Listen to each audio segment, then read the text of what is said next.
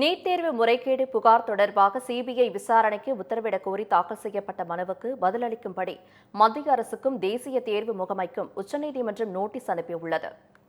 2024-25 கல்வியாண்டிற்கான நீட் தேர்வு முடிவுகள் வெளியான நிலையில் அதில் முறைகேடு நடந்துள்ளதாக புகார்கள் எழுந்துள்ளன.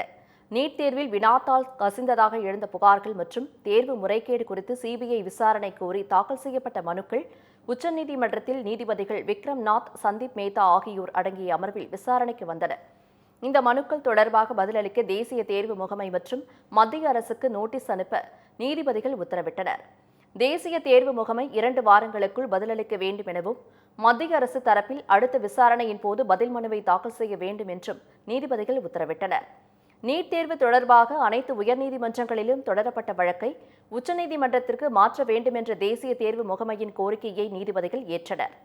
இந்த மனுக்களை ஏற்கனவே ஜூலை 8ஆம் தேதி விசாரணைக்காக பட்டியலிடப்பட்ட நீட் முறைகேடு விவகாரம் தொடர்பான மனுக்களோடு இணைக்கவும் உத்தரவிட்டனர்.